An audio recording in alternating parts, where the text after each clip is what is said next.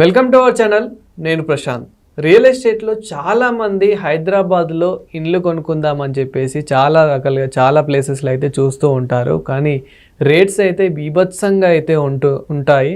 So మరి 18 లక్షల్లోనే flats అనేటివి అమ్మకాలకి ఈ రోజుల్లో ఉన్నాయా, ఉంటే మరి ఏ ఏరియాల్లో ఉన్నాయి అనే విషయాలు అయితే తెలుసుకుందాం. దీని గురించి అయితే మాట్లాడేందుకు ప్రస్తుతం మనతో పాటు రియల్ ఎస్టేట్ ఎక్స్పర్ట్ రవికుమార్ గారు ఉన్నారు. నమస్తే అండి. నమస్తే సార్. ఈ రోజుల్లో హైదరాబాద్లో 18 లక్షలకి 20 లక్షలకి ఫ్లాట్స్, చిన్న చిన్న అపార్ట్మెంట్స్లో కానివ్వండి, చిన్న చిన్న 1 BHK 2 BHK కానివ్వండి, ఇలా వస్తున్నాయా అసలు ఈ రోజుల్లో? ఎస్ ఎందుకంటే మీరు ఈ రోజుల్లో అని మరీ నొక్కి ఒక్కాడిస్తున్నారు. ఎందుకంటే ఇది చాలా కష్టమైనటువంటి విషయం. చాలా తక్కువ, అంటే అంతో చాలా లిమిటెడ్ క్వాంటిటీ అలాంటి ఫ్లాట్స్ మనకి అవుట్స్కట్స్ దొరుకుతున్నాయి. ఏవైతే పాత గవర్నమెంట్ కేసీఆర్ గవర్నమెంట్లో కట్టారు కొన్ని బిల్డింగ్స్, అవన్నీ కూడా 1 BHK 2 BHKవి. కొన్ని అన్న అవుట్ రేట్లో ఫస్ట్ కమ్ ఫస్ట్ సర్వ్ బేసిస్లో, మిగతా అవన్నీ ఈ విధంగా మీరు చెప్పిన 18 to 20 lakhs మధ్యన ఇలాంటివి వాళ్ళు ప్లాన్ చేసి మన వాళ్ళందరికీ కూడా ఓపెన్ అప్లికేషన్స్ అడిగి, మరి పాతకాలంలో మీకు తెలియకపోయిండొచ్చు, పాతకాలంలో కుక్కటిపల్లి హౌసింగ్ బోర్డు కానీ, లేకపోతే మన NGO కాలనీ కానీ, మౌలాలీలో హౌసింగ్ బోర్డు కాలనీలు కానీ, ఈ బాగ్లింగపురిలో హౌసింగ్ బోర్డు కాలనీలు కానీ, ఇవన్నీ కూడా ఆ విధంగా ఆప్షన్స్ జరిగేవి అనమాట. ఆ విధంగా అంటే బిట్స్ కాన్ఫర్ చేసేవాళ్ళు, లాటరీలో వచ్చిన వాళ్ళకి అవి అలాట్ అయ్యేవి. అవన్నీ ఇన్స్టాల్మెంట్లు కట్టుకోవటము, లేకపోతే బ్యాంకులు టైఅప్ చేసి బ్యాంకుకి ఇన్స్టాల్మెంట్లు కట్టుకోవటము, ఇలాగా రకరకాలైనటువంటి స్కీముల్లో ఆ రోజుల్లో హౌసింగ్ బోర్డు చాలా యాక్టివ్గా ఉండేది. అర్థమైందంటే ఇప్పుడు మళ్ళీ ఈ గవర్నమెంట్, ప్రస్తుత గవర్నమెంట్ రేవంత్ రెడ్డి గారి గవర్నమెంట్ వచ్చాక అదే తరహా, ఇప్పుడు మీరు ఏదైతే అన్నారో అదే తరహాలో 18 to 20 lakhsలో 550 SFT. మరి అలా అని చెప్పి 1000 SFT రాదు.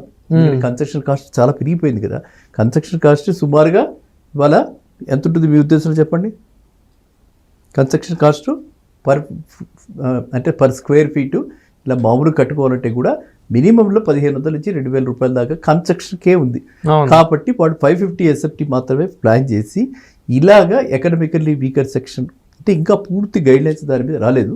ఆ పూర్తి గైడ్లైన్స్ వచ్చాక మనకి పూర్తిగా క్లియర్గా మనకి అందరికీ కూడా దాని గురించి మనకు తెలుస్తుంది అనమాట.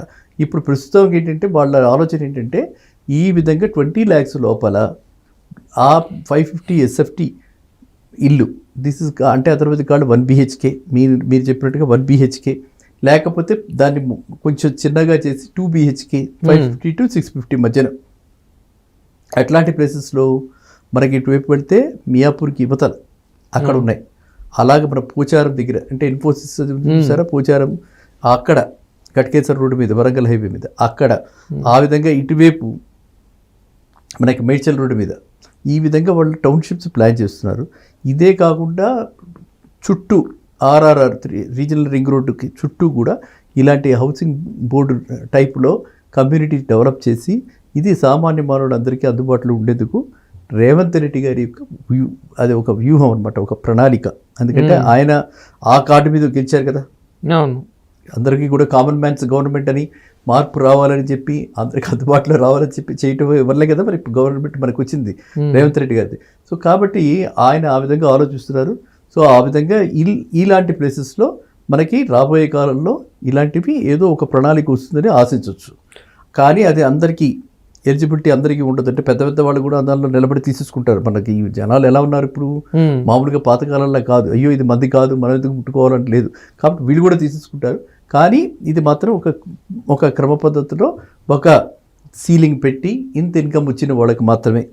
సో నా ఉద్దేశంలో అది ఒక సంవత్సరానికి 2.5 lakhs 3 lakhs, అంటే 25,000 ఆ లోపల ఉన్నటువంటి ఇన్కమ్ ఉన్నటువంటి వాళ్ళకి మాత్రమే దీనిలో ఇలాంటి వాటిని కొనుక్కోవడానికి అర్హత పెట్టి, ఈ అంతకంటే ఆదాయం లేని వాళ్ళకి మాత్రమే, అండ్ సొంత ఇల్లు లేని వాళ్ళకి.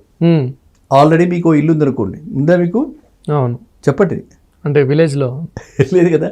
కాబట్టి లేకపోయిన వాళ్ళకి మాత్రమే, ఉన్న వాళ్ళకి మళ్ళీ దీనిలో అలాంటి అర్హత లేకుండా లేని వాళ్ళకి మాత్రమే ఇలాంటి ఇల్లు ఇద్దామని చెప్పి ఒక ఆలోచనలో ఉన్నారు గవర్నమెంట్. సో ఇది చాలా మంచి ఆలోచన, అందరూ కూడా హర్షించదగ్గ ఆలోచన.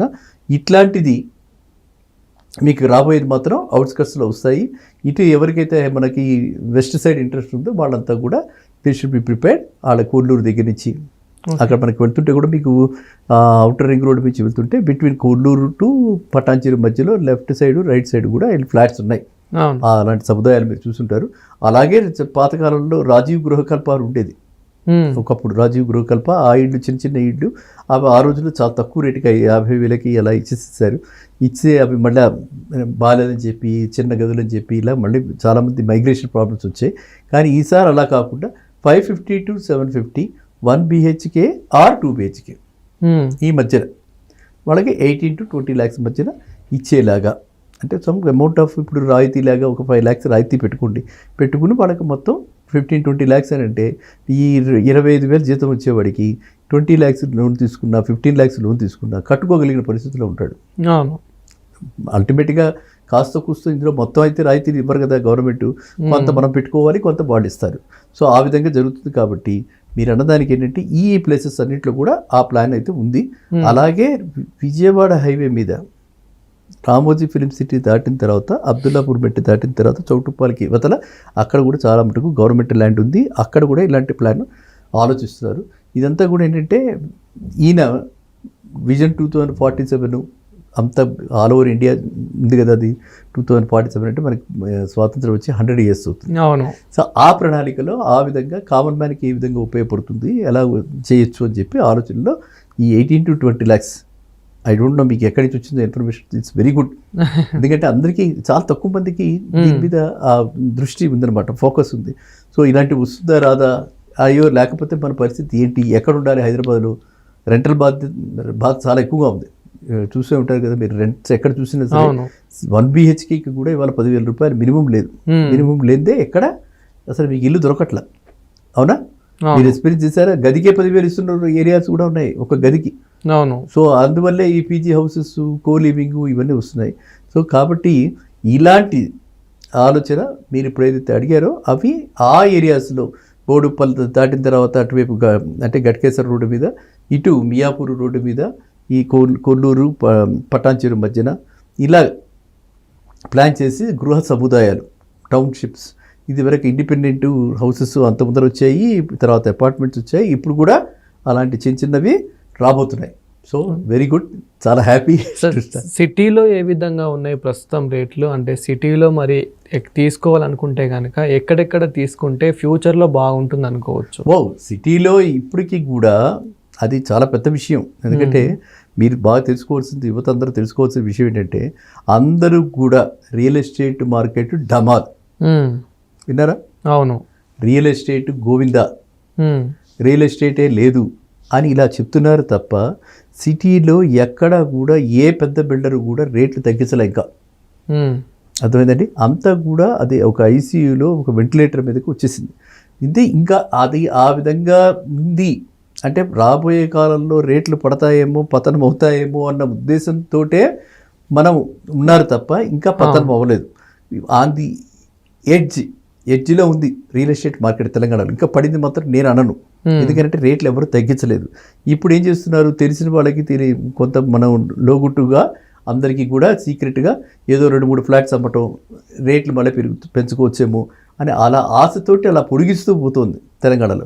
సో ఇప్పుడు మీరు అన్న దానికి అరౌండ్ 5,000 రూపీస్ ఎస్ఎఫ్టీ పెట్టుకుంటే మనకి కొల్లూరు దగ్గర, వెలిముల దగ్గర, కోంపల్లి దగ్గర, ఓకేనా, ఈ తర్వాత మనకి ఉప్పల్ దాటిన తర్వాత గట్కేసరికి వెళ్ళే దారిలో ఇన్ఫోసిస్ ఉంది కదా, పోచారమది, అక్కడ ready to move Hayathnagar దగ్గర, ఈ రోడ్డుకి అటు ఇటు. ఎందుకంటే ఆ కనెక్టివిటీ అంత బ్రహ్మాండంగా ఉన్నప్పుడు మీకు 2 కిలోమీటర్లు ఎక్కువ వెళ్తే నష్టం ఏంటి?